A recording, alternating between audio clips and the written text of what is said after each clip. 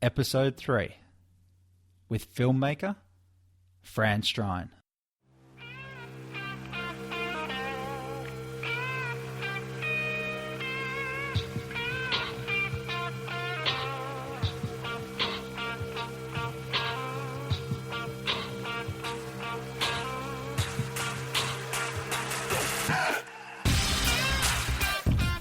Hi, and welcome to Barnraisers. Thanks for tuning in, thanks for telling your friends, and thanks for all the support online. We really appreciate all the comments, questions, likes and reviews. It's really helpful and it allows us to keep putting out the show each week, so please keep it coming.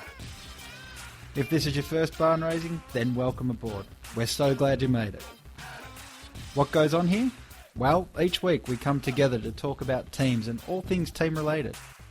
Barnraisers is the number one place to hear from some of the brightest and the best collaborators, leaders and problem solvers on the planet. We welcome special guests from all walks of life to learn about what being an ultimate team player really means and to get a first-hand account of what makes some teams great and others not so great.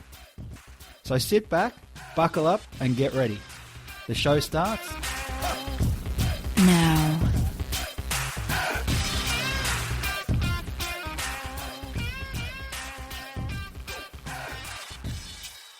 Fran Strine first picked up a camera 25 years ago and hasn't put one down since.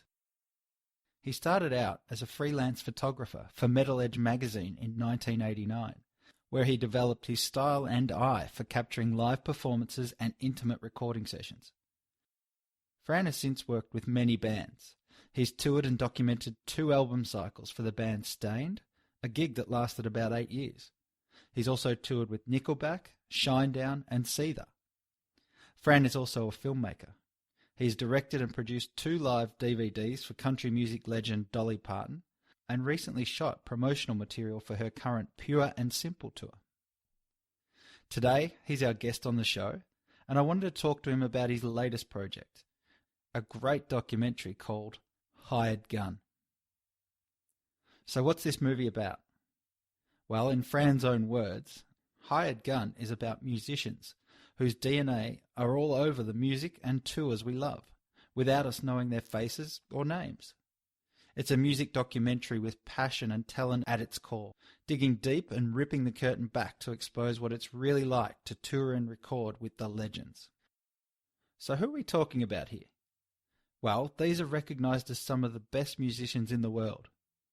Let's take a quick look at who the main players are and some of the bands and artists that they've been associated with. We're talking about people like Jason Hook, who is currently the guitarist for Five Finger Death Punch, and he's also done stints with Mandy Moore, Hilary Duff and Motley Crue singer Vince Neil.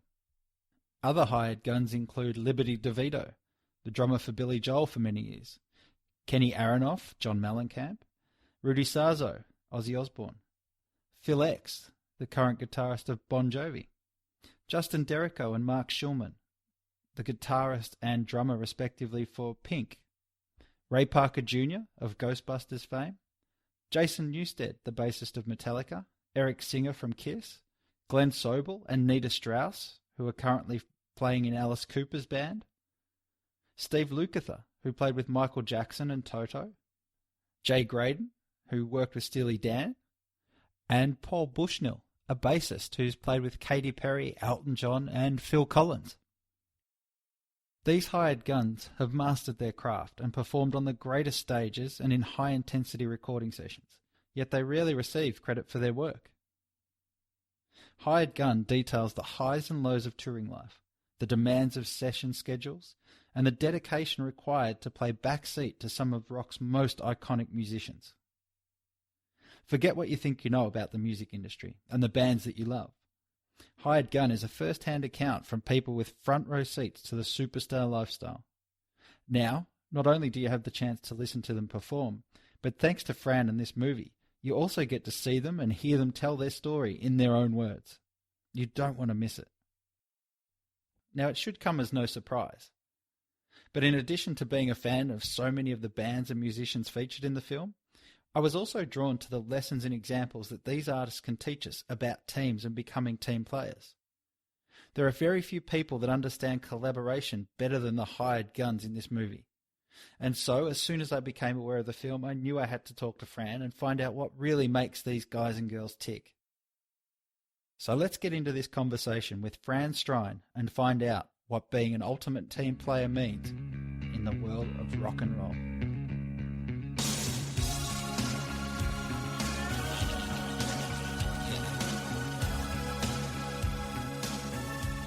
Yeah, obviously a busy week. It's a long time coming and a lot of effort to get to this point. You've got the screening coming up on Thursday, as you said. So I'd imagine it hasn't been just put the film together and bring it out. It's been a long time to get to this point, hasn't it? It has, yeah. We started this journey back November of 2013 was when we conducted our first interview, and continued to do so for the next year and a half, almost 2 years, and another year in post. So it was a long time, but we have to work around these artist schedules too. A lot of these guys are still working, world-class musicians. They're in the studio or on the road. So, we kind of had to tailor around their schedules. And you've been traveling as well with the film, not so much showing it on the screenings, the one-night screening coming up, but we've also got, you've also been out doing a lot of film festivals. A ton of film festivals. Yeah, we world premiered at South by Southwest. And once we did that, like a lot of the other prestigious film festivals wanted to pick us up, so we wound up going to Glastonbury Festival over in the UK, the Melbourne International Film Festival in Melbourne, Australia, where we spent almost 2 weeks there, honestly, because they did 2 screenings there. Then Ray Parker Jr. accompanied me on that trip and did a Q&A at the first Melbourne screening. Yeah. And we flew to Sydney to do the Today Show, so always a good time there. And then, in Toronto, we showed the film. I know it's been in Norway, Mexico City, I think somewhere in Japan. So it's traveled the world. And, the most satisfying thing to me as a filmmaker is seeing it resonate with the audience exactly how I'd hoped it would, no matter where in the world we go with it. So, you want people to laugh and cry and cheer and sing in the same spots. And, lucky for us, they did exactly that. So I was excited to see that. Oh, terrific. And not only the audience response as well, I think you've had some great accolades and it's won some awards on the way through. It has, yeah. We've won 2 Best Documentary awards. I've picked up, which is pretty cool, a Best Director award, but the one that really I'm proud of is the Audience Choice Award, because we were up against 300 some odd movies, and the audience picked Hired Gun, and that really made me proud, not only for myself but for all the cast of musicians and our entire crew that worked so hard and diligently on this film. Did it surprise you that the stories, which are so rich and so much material, that these stories hadn't been told already? It does surprise me that somebody hasn't made this particular movie, the one I just made with the cast of players that we have. However, I have, and I'm a big fan of The Wrecking Crew, 20 Feet from Stardom, Muscle Shoals, and all those other great documentaries. And that's how the idea kind of came to me. I was sitting on a tour bus in Singapore, and having just left Australia. I was there for 2 weeks doing sound waves with an artist. And the idea struck me. I was like, you know what, I kind of want to jump back in and make another feature-length film, but really this time bring up the production value and do it properly and kind of launch me into a new career. And, that's when the idea hit me. I was just like, well, Hired Gun, man. Nobody's done that one yet like this, and make it a little bit more contemporary, but still throw in some of the old school guys. So, we still had another 5 weeks in Europe to do after we left Singapore, and as soon as I landed, I hit the ground running and haven't looked back since. So I'm still in that mode, yeah. And as we know, Hired Gun celebrates like the best of the best, and these musicians that get the gig, they're seen as being the most elite players available. Obviously, they're all wildly talented, and they're all extreme masters of their craft. But just how much emphasis gets placed on the person? Are these Hired Guns also, in your opinion, some of the best team players? They are, and I say this all the time. Of course, it's a music documentary, but to me, as a filmmaker, I love to be moved by films, documentaries, feature-length movies. And I love crying, laughing, the whole gamut, and be scared. You know what I mean? Yeah, yeah. For me, I really wanted to convey that in these stories, and push that story along. And there's definitely some emotional scenes in there that after I've watched this movie dozens of times now, I still get teary eyed. Because there's some incredibly sad stories in here as well as some uplifting, awesome moments as well. So to me, the music was almost in the background. And I don't want to say that with a lot of emphasis because certainly there's some great musical performances, but to me, the music was there to let you know who that person was attached to musically and really get into their backstory and where they are now. And I think that resonates with people. And I think it surprises a lot of people when they see some of these tragic events or the really highs that these guys get. Absolutely. And I read in one of the interviews a while back, I think you did, you talked about it wasn't, and again, this idea that the music's just the entry point, and that's where we know a lot of these people from. We'd instantly recognize the songs, the riffs, or whatever they're doing, but for a lot of us, we could walk down the street, see these people, and not know who they were. Right. But in one of your interviews, I read you've mentioned the term, it was more about whether you could make the hang. And I was wondering, what does that term mean? Right. Yeah, you know what? That's exactly right. The hang, I guess, is like your attitude on the road. Are you a cool guy? Are you a team player? Or are you a jerk, prima donna, diva? And I've toured with both. And I got to tell you, if you're not cool and cool to hang out with and you bring a lot of drama and baggage with you, you won't last long because it gets tiring really old. I mean, you're in close quarters and confines with these guys 24 hours a day, 7 days a week. And it's like a cancer, and after a while it's just tiring. The touring, the traveling, as glamorous as people think it is really, it rots your soul. And I don't mean to be so abrasive, but I've done it, 20 years of touring, and it can mentally challenge you, because you're missing your friends, your family, your relationships, your home. And if there's somebody there just not being cool and really twisting a knife, that's, you'll be gone quickly. And, and as Jay Graydon says, who's in the film, he's a guitarist, he's like, bad news travels quick. And once once you get that stigma attached to you, it's hard to get back in. Yeah, and I think that's, and these are some of the parallels. I mean, we look at these people on stage, and it seems like they're living a life that's completely different to ours. But I'm sure in that world, it's not a lot different to people going to work or people operating in teams in the workplace. I mean, you have a jerk at work; it just makes things so much harder, and no one likes it. It just gets way too difficult. Yeah, you're exactly right. It's exactly like that. All right. Well, one of the things I did see in the trailer for the movie was, I think it was Jason Hook, the guitarist from, at the moment, Five Finger Death Punch. Mm-hmm. And he says, he's got that great quote about, you have a front row seat to a very glamorous lifestyle, but it has nothing to do with you. Right. I mean, for these guys that are at the pinnacle of their craft, how do these musicians reconcile that? They have all the talent, and it could just be something like a piece of luck, some timing. Mm-hmm. They all obviously work hard, but how do they reconcile this fact of the position that they find themselves in? Well, it's either you want to play your instrument and develop your craft, or you don't.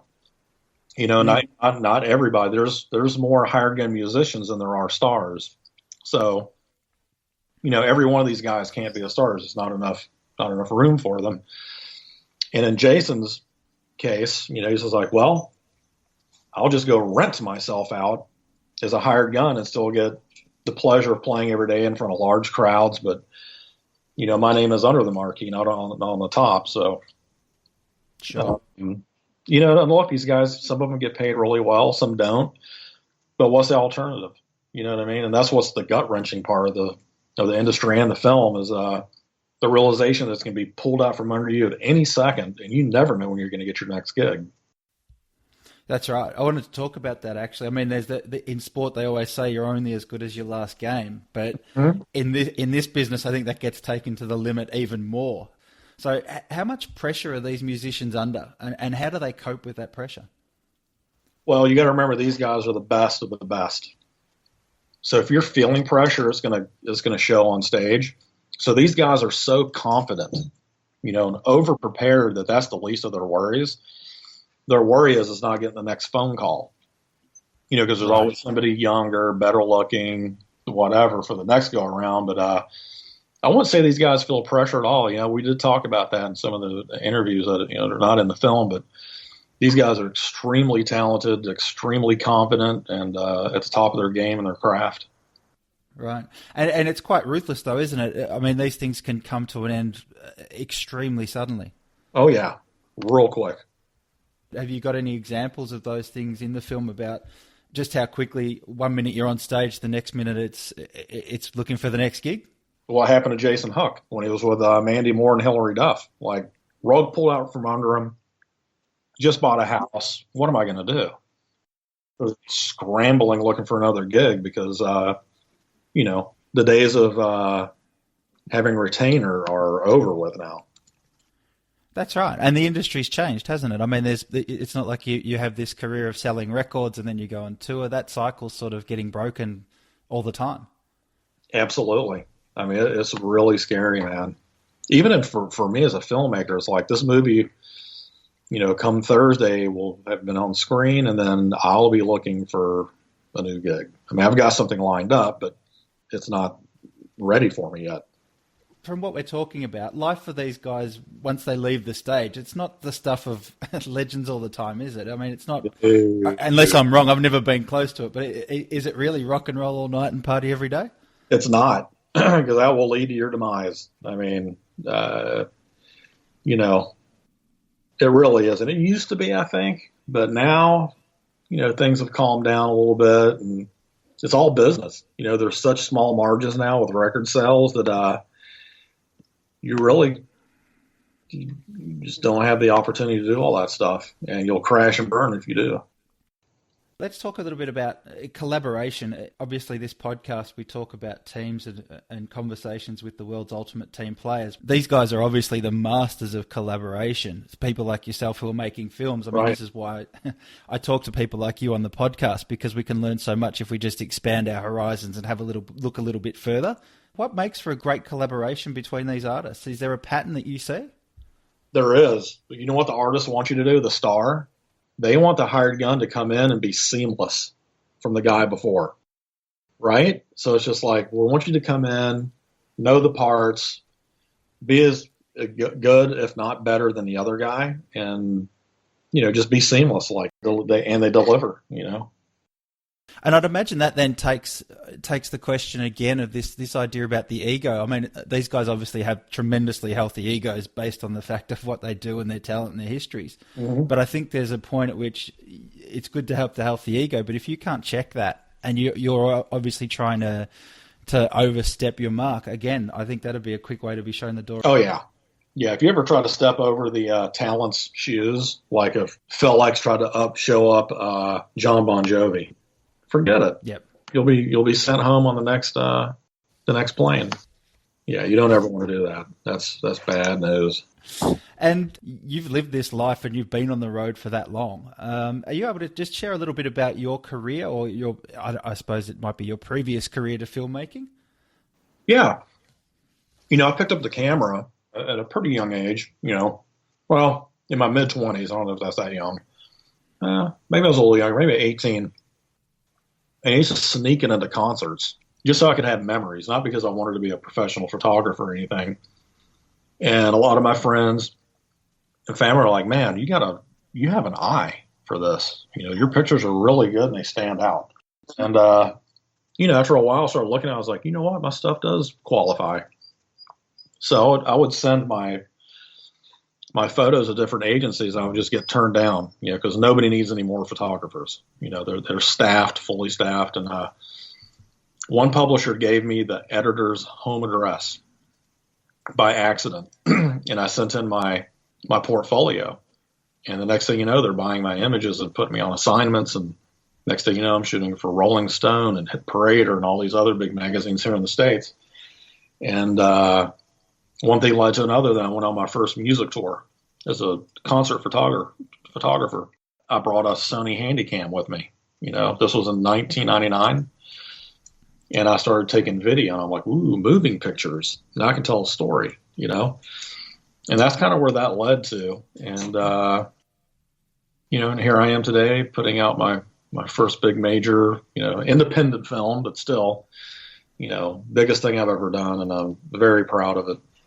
Yeah, of course, and so you should be.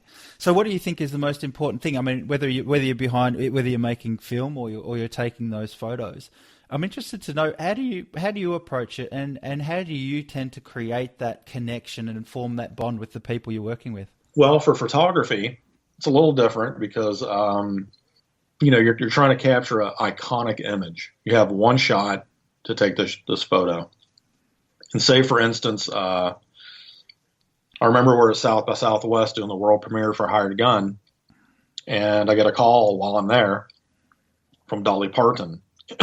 She's like, Fran, I'd worked with her in the past, and she was needing a new photo shoot done for a new record. She's like, you be in Nashville in a couple of days? I'm like, well, I'm here promoting this film. Can you buy me a couple of days and I'll be down there? She's like, yeah. And she gave me a concept. She goes, the album's called Pure and Simple. So I just want a really clean, like white dress by a river or whatever, just pure and simple. I'm like, okay, we can do that. Yep. So immediately I'm having to get on the phone with, the glam squad, as they call them, and my lighting directors and everybody else, and getting assemble a team of people together to do this photo shoot with a theme in mind. So I'm flying in blind to shoot Dolly Parton, the icon. If you deliver what the client wants, you will be called back time after time after time, which is why, I worked with the band Stained for 8 years, Nickelback for 5 or 6 years, Seether for as long as I can remember. Right. And tell me, how do you maintain that sense of awareness and stay focused? Like, there's obviously so much going on around you. If you think about a live concert, you've got the band, you've got the audience. How much of it is preconceived ideas about what you're looking for? How much of it is just listening and having all your senses just keenly tuned into what is going to be that next great shot? Yeah, I kind of prepare for it. Like when we do the interviews for Hired Gun, we get to the person's home or the recording studio a little early so we can kind of scope it out and do some recon, kind of build the set from there, I guess you want to say. And the same thing with photography. Sometimes when you do photo shoots, like you're showing up at a concert venue and you're going to do a session with the band. So you've got just a few minutes to set up all your lighting, and sometimes you're by yourself without an assistant. So you got to be really creative and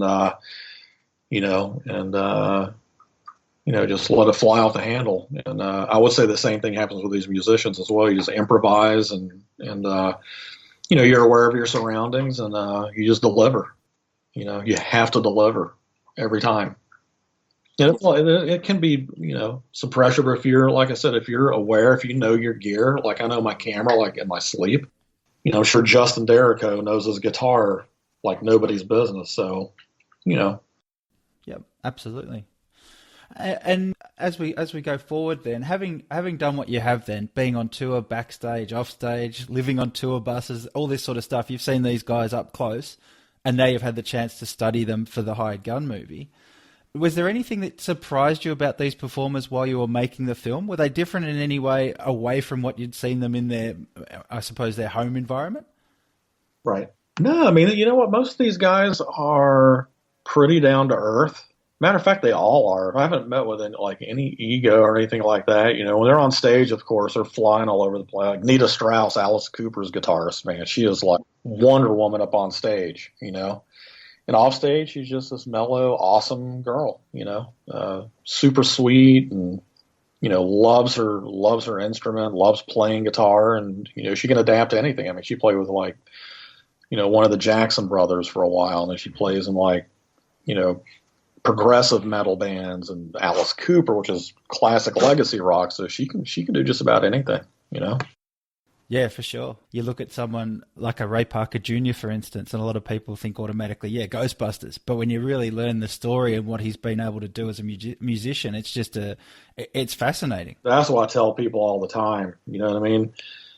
Go back and revisit some of these people like, Ray Parker or a Jay Graydon or a Steve Lukather, and you'll be shocked, I think so. And I think that's the depth of what this story can tell as well, is that real depth to these characters rather than just the snippet or the one shot or the current moment song that they're involved in. Right. Exactly. So tell me then, in music, everyone loves the superstar out the front. And in the same way, in a corporate sense or in a business sense, people get drawn to the CEO or the entrepreneur, like an Elon Musk or someone like that. Right. And they've got hired guns all over the place, if you like, in terms of employees. But what's something you've learned about focusing on hired guns that might have changed the way that you relate to them these days? And what do you think are some of the lessons that other team players and hired guns of the business world, if you like, can take out of these stories? Well, here's the thing, and I think anybody would agree, once they see this movie, it's the perception. You're seeing, take for instance, Pink or Bon Jovi on stage, and you're seeing the $2 million light show, $1 million stage, tour buses, pyrotechnics, lasers, and everything else, and you're looking at Bon Jovi up there, and you're thinking, okay, this guy's definitely a millionaire. But what about the guitar player? Like, what are they being treated like? What are they making? Are they mentally okay? Are they what is going on with these guys? And I think that this film will make the audience member or whatnot, have a new appreciation for these guys, because it's not like that. Bon Jovi's the guy selling tickets and making all the money and everything else. Now, he pays his guys well, from what I understand, but they're certainly not getting the coin that he is. So what I would tell is the person, just, appreciate that musician up there, because who knows how long they've been there and how long they're going to be there. Yeah, absolutely. And what's got them to that point, I think, is the other thing as well. There's that idea about the overnight success and all of a sudden I'm on a tour, but you look at guys like, I think it was Jason Hook, he started learning violin when he was knee-high to a grasshopper sort of stuff. And this craft has taken so long to get to this place. Right.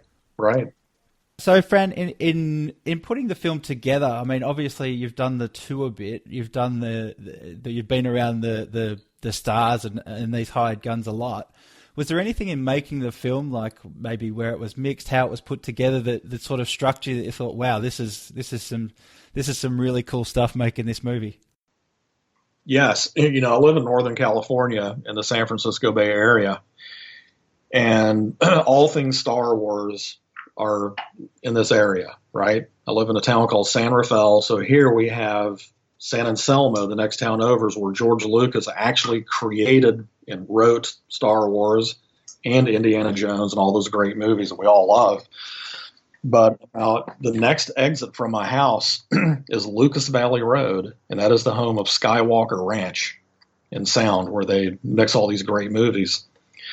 And I took a shot and sent them an email and received one back, and we got to mix our movie at Skywalker Ranch, which was, people always like, what is Skywalker Ranch like? And the only thing I can say is, like, whatever you think it's like, that's what it's like, because you can't put it into words. I mean, if there is a Garden of Eden, this is probably it. I mean, it's just world class from top to bottom. And I'll never hear my movie sound that good again as I did in their Stag Theater, where they, when the movie's mixed, they put you in there. It's like, oh, here you go. But, and this is why I would emphasize everybody to go see this movie in the theater on June 29th, because the movie sounds as good as it looks, and it is just kicks you in the chest. I mean, it really does.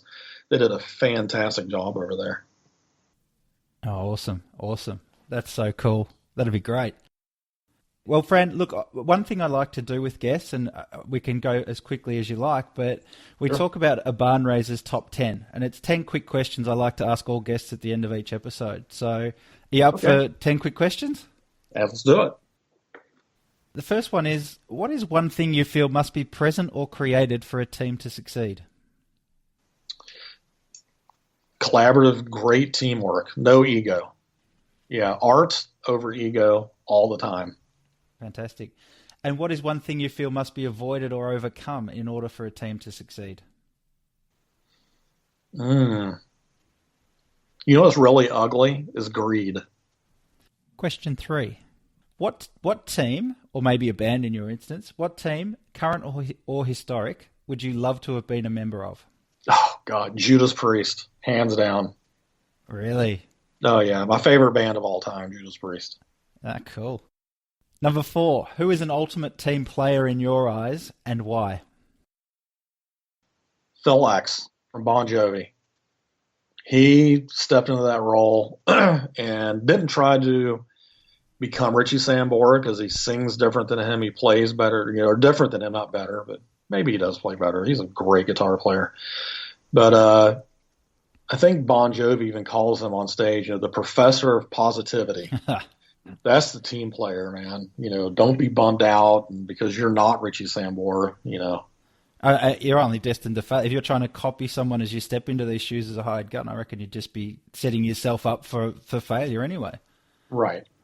Yeah, and I think there's an interesting story. We might talk about one thing, but an interesting story with Phil X, how he first got the role when Richie first sort of stepped out of a few concerts. He got the call and had to, I think it was on the plane, he had to do some work. He did. He had to learn those songs on the flight and then jump on stage in front of 50,000 people and then get the unexpected look of like, who's this guy? That's not Richie, Yeah. That was his first gig. Wow. And I always thought it might have been he'd been sort of practicing and they might have had a number 2 on standby as sort of like a wild card emergency happened, but it wasn't like that at all. He had to literally just pick it up and say, I'm ready to go right now. Let's do it. Yep. That's exactly how it happened. Fantastic. Okay, number 5. What 3 qualities make someone a great teammate or colleague? A, the hang that we talked about earlier. Yeah, I love that. Your attitude. The hang to me is more, are you an asshole or not? Yeah. And number 3 would be not taking yourself too serious. Nobody likes that, right? No, of course not. I'm Australian, so we're good at taking the piss out of ourselves. So yeah. We get that one a lot. So that's pretty cool. All right. And what 3 qualities then make someone what 3 qualities make someone a great coach, or in this case, maybe the great superstar or manager? Business savvy. Not being afraid to ask. Mm-hmm. That was one of my things I learned making this movie. If you don't ask, they can't say yes. Because a lot of people don't ask because they're afraid they'll say no and don't want to feel the rejection. And more times than not, man, when I thought it would be a no, it was a resounding yes. Like going to Skywalker, like John Bon Jovi authorizing us to use Wanted Dead or Alive in the movie, and stuff like that. And yeah, so don't be afraid to ask, And number 3, attention to detail. Right. For sure. Absolutely. Excellent. Number 7, what's one thing that instantly makes you feel a part of a team?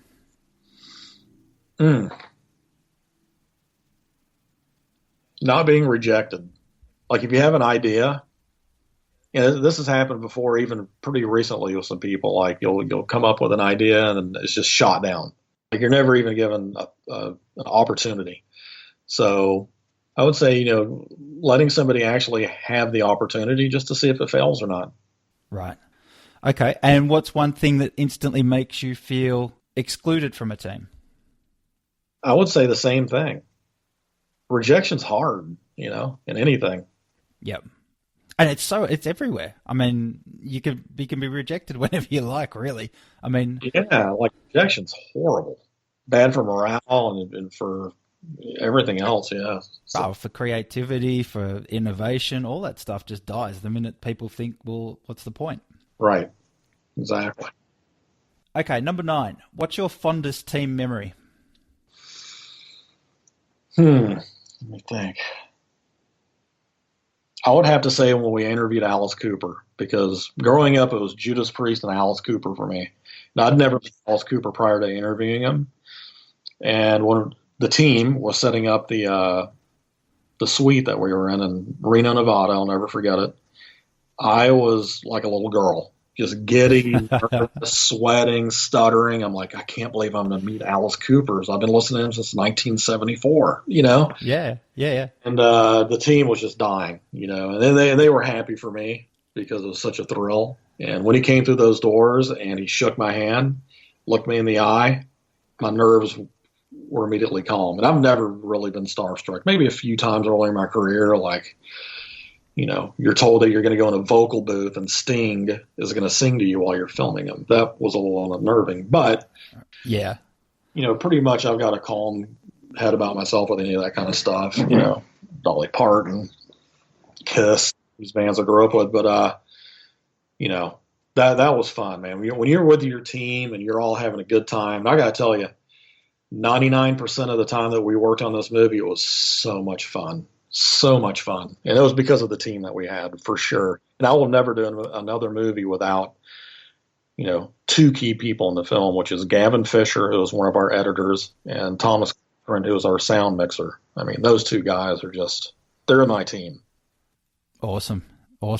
Yeah. Oh, that's great. That's really cool. And then number 10, what's one thing you'd like to hear a coach, manager, boss, or teammate say about you?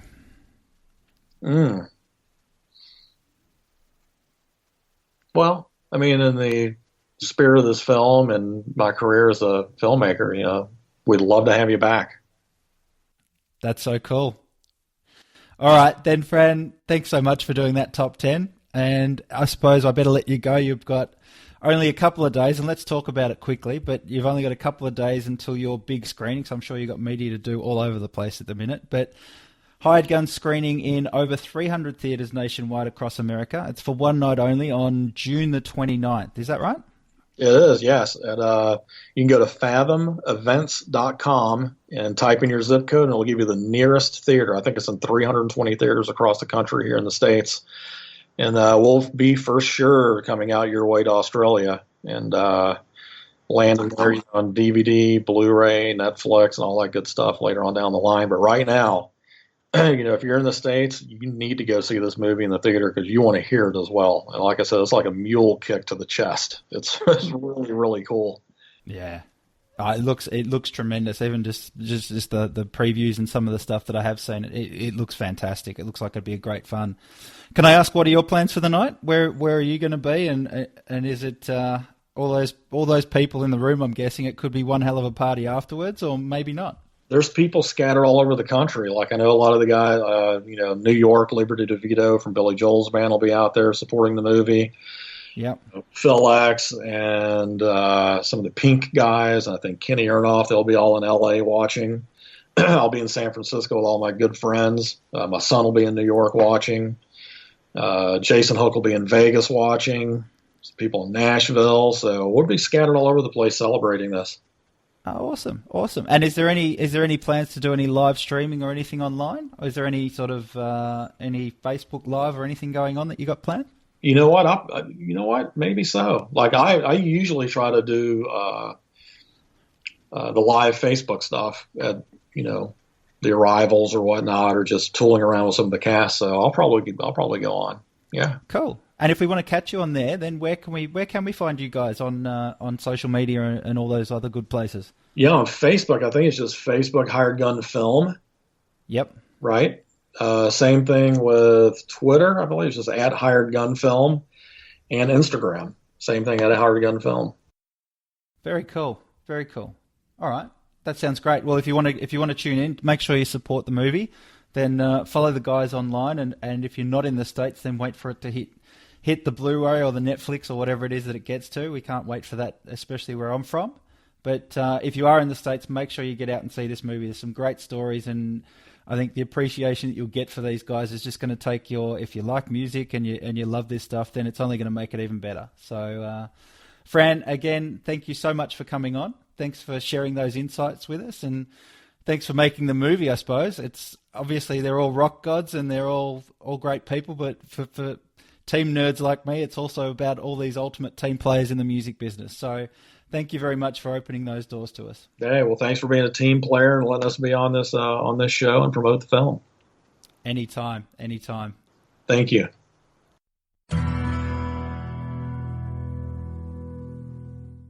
Okay, so what did you think? If ever there was something to learn about collaboration and how great teams work, then hearing the stories of the hired guns is going to be a must. And isn't Fran such a cool guy as well? I loved his answer in the top 10 about art coming before ego, always. So again, if you're listening to this podcast before June 29 and you're in the States, then make sure you go to hiredgunthefilm.com or fathomevents.com to get your tickets to what promises to be a really great show and a very special event. If you're one of the unlucky ones and like me, you can't make the show, Then check out the websites anyway and keep up with all the latest news and follow the guys on Twitter, Instagram or Facebook. The handle's always at Hired Gun Film. Well, that's about it for this episode. Next week, I'll be back with another Team Huddle. So if you haven't listened to last week's show, then go back and check out what the Team Huddle's all about. And if you have a story about a team member, your company or your team that you think people should know about, then don't forget to get in touch and let me know about it. In last week's Field Notes segment, I featured Lisa Trin and her exploits for the Oricon Group and their airside aviation team. Next week, who knows, it could be you. All you need to do is drop me a line on the Facebook page, LinkedIn, or email me at dan@shiftingpeers.com. And before I wrap it up, I do need to ask for your help.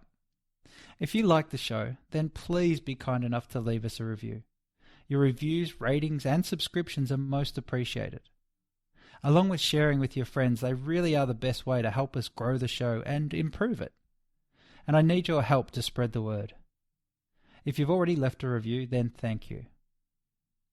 Now, if you have any feedback, you'll also want to write to me at dan@shiftingpeers.com.